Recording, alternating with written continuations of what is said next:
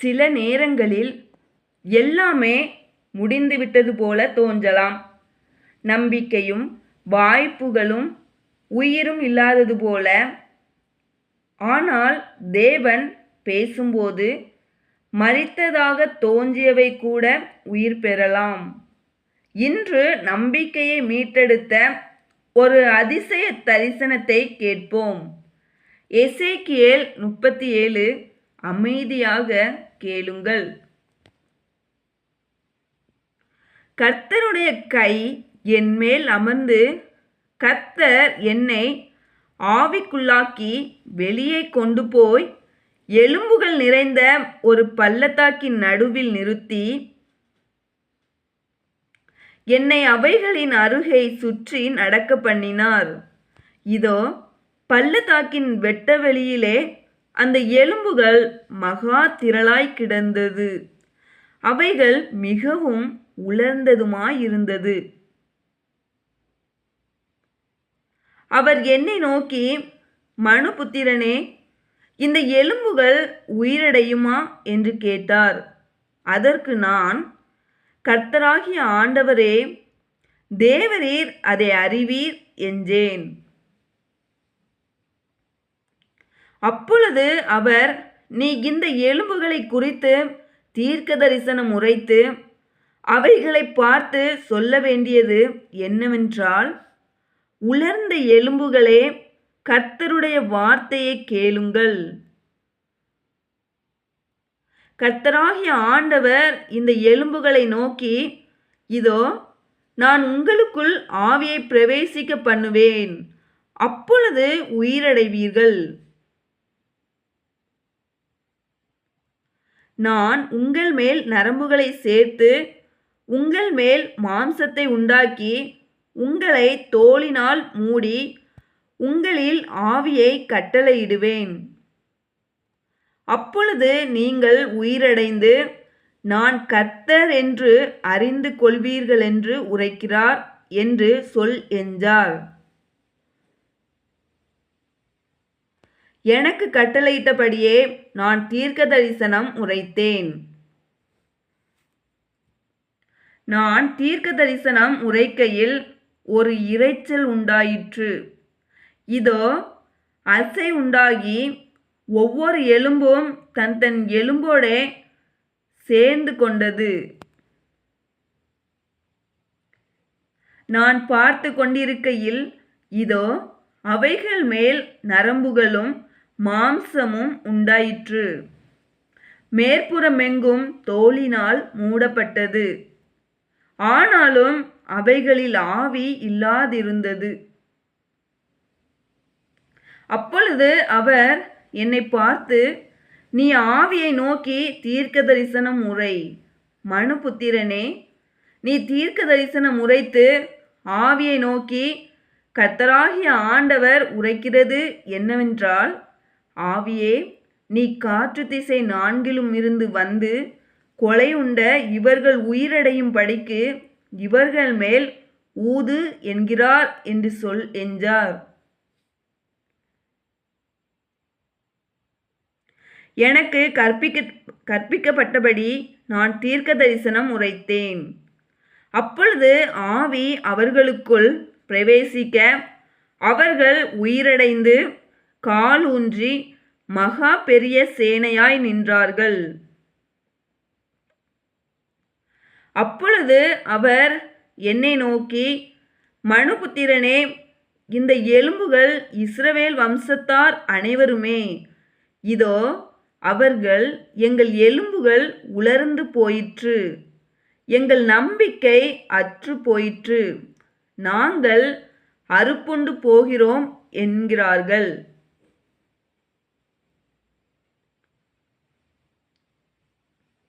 ஆகையால் நீ தீர்க்க தரிசனம் உரைத்து அவர்களோடே சொல்ல வேண்டியது என்னவென்றால், கர்த்தராகிய ஆண்டவர் உரைக்கிறார், இதோ என் ஜனங்களே, நான் உங்கள் பிரேத குழிகளை திறந்து உங்களை உங்கள் பிரேத குழிகளிலிருந்து வெளிப்படவும் உங்களை இஸ்ரவேல் தேசத்துக்கு வரவும் பண்ணுவேன். என் ஜனங்களே, நான் உங்கள் பிரேத குழிகளை திறந்து உங்களை உங்கள் பிரேத குழிகளிலிருந்து வெளிப்பட பண்ணும்போது நான் கர்த்தர் என்று அறிந்து கொள்வீர்கள். என் ஆவியை உங்களுக்குள் வைப்பேன், நீங்கள் உயிரடைவீர்கள். நான் உங்களை உங்கள் தேசத்தில் வைப்பேன். அப்பொழுது நான் கர்த்தர் என்று அறிந்து கொள்வீர்கள். இதை சொன்னேன், இதை செய்வேன் என்று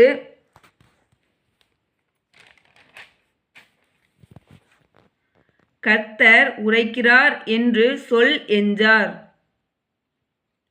பின்னும் கர்த்தருடைய வார்த்தை எனக்கு உண்டாகி, அவர், மனுபுத்திரனே, நீ ஒரு கோலை எடுத்து அதிலே யூதாவுக்கும் அதை சேர்ந்த இஸ்ரவேல் புத்திரருக்கும் அடுத்தது என்று எழுதி, பின்பு வேறொரு கோலை எடுத்து அதிலே எப்ராயிமுக்கும் அதை சேர்ந்த இஸ்ரவேல் வம்சத்தார் அனைவருக்கும் அடுத்த யோசேப்பின் கோலென்று எழுதி, அவைகளை ஒரே கோலாகும்படி ஒன்றோடொன்று இதை இசைய செய். அவைகள் உன் கையில் ஒன்றாகும்.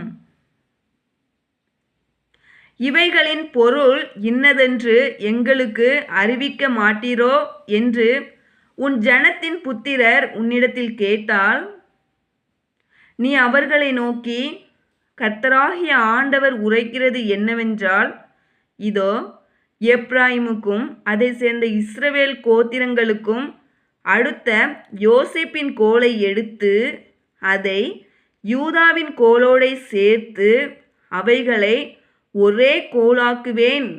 அவைகள் என் கையில் ஒன்றாகும் என்கிறார் என்று சொல்.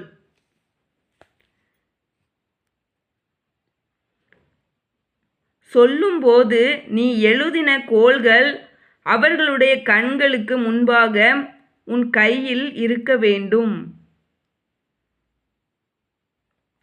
நீ அவர்களை நோக்கி, கர்த்தராகிய ஆண்டவர் உரைக்கிறது என்னவென்றால், இதோ, நான் இஸ்ரவேல் வம்சத்தாரை அவர்கள் போயிருக்கும் ஜாதிகளிடத்திலிருந்து அழைத்து சுற்றிலுமிருந்து அவர்களை சேர்த்து அவர்களை அவர்கள் சுய தேசத்திலே வரப்பண்ணி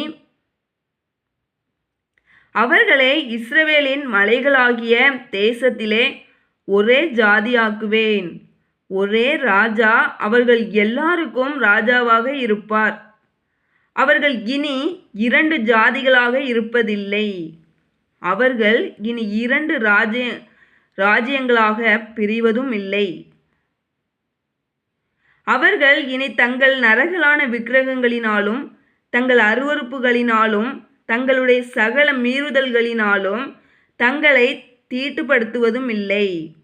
அவர்கள் குடியிருந்து பாவம் செய்த எல்லா இடங்களிலிருந்தும் நான் அவர்களை நீங்களாக்கி இரட்சித்து அவர்களை சுத்தம் பண்ணுவேன். அப்பொழுது அவர்கள் என் ஜனமாயிருப்பார்கள், நான் அவர்கள் தேவனாயிருப்பேன். என் தாசனாகிய தாவீது என்பவர் அவர்கள் மேல் ராஜாவாக இருப்பார். அவர்கள் எல்லாருக்கும் ஒரே மேய்ப்பர் இருப்பார். அப்பொழுது அவர்கள் என் நியாயங்களில் நடந்து என் கட்டளைகளை கைக்கொண்டு அவைகளின்படியே செய்து நான் என் தாசனாகிய யாக்கோபுக்கு கொடுத்ததும் உங்கள் பிதாக்கள் குடியிருந்ததுமான தேசத்திலே குடியிருப்பார்கள். அவர்களும் அவர்கள் பிள்ளைகளும் அவர்களுடைய பிள்ளைகளின் பிள்ளைகளும் அதிலே என்றென்றைக்கும் குடியிருப்பார்கள். என் தாசனாகிய தாவீது என்பவர் என்றென்றைக்கும் அவர்களுக்கு அதிபதியாயிருப்பார். நான் அவர்களோடே சமாதான உடன்படிக்கை செய்வேன். அது அவர்களுக்கு நித்திய உடன்படிக்கையாயிருக்கும். நான் அவர்களை நிலைப்படுத்தி அவர்களை வர்த்திக்க பண்ணி அவர்கள் நடுவிலே என் பரிசுத்த ஸ்தலத்தை என்றென்றைக்கும் ஸ்தாபிப்பேன். என் வாசஸ்தலம் அவர்களிடத்தில் இருக்கும். நான் அவர்கள் தேவனாயிருப்பேன். அவர்கள் என் ஜனமாயிருப்பார்கள். அப்படியே என் பரிசுத்த ஸ்தலம் அவர்கள் நடுவிலே என்றென்றைக்கும் இருக்கும்போது நான் இஸ்ரவேலை பரிசுத்தம் பண்ணுகிற கர்த்தர் என்று ஜாதிகள் அறிந்து கொள்வார்கள் என்கிறார் என்று சொல் என்றார். ஆமேன். உலர்ந்த எலும்புகள் மனிதர்களின் பார்வையில் முடிவின் அடையாளம். ஆனால் தேவனுடைய பார்வையில் அது ஒரு புதிய ஆரம்பம். தேவன் பேசும்போது உயிரற்றவை உயிர் பெறும், நம்பிக்கையற்றவை நம்பிக்கை பெறும், உடைந்தவை மீண்டும் கட்டப்படும். இன்றும் உங்கள் வாழ்க்கையின் எந்த பகுதியும் முற்றிலும் முடிந்துவிடவில்லை. தேவன் இன்னும் செயல்படுகிறார். இந்த எசேக்கியேல் 37 வாசிப்பு உங்கள் இதயத்தை தொட்டிருந்தால் லைவ் அகெயின் என்று கமெண்ட் செய்யுங்கள், லைக் செய்யுங்கள், ஷேர் செய்யுங்கள். ஜீவவார்த்தை சேனலை சப்ஸ்கிரைப் செய்யுங்கள். டெஸ்கிரிப்ஷனின் முதல் வரியில் இருக்கும் எசேக்கியேல் 34 வாசிப்பின் லிங்கை தவறாமல் பாருங்கள். நல்ல மேய்ப்பராக தேவன் தமது ஜனங்களை எப்படி வழிநடத்துகிறார் என்பதை அந்த அதிகாரத்தில் காணலாம். உங்கள் குடும்பத்தையும் உங்கள் வாழ்க்கையையும் தேவன் ஆசீர்வதிப்பாராக. நன்றி. மீண்டும் ஒரு வேதாகம வாசிப்பில் சந்திப்போம்.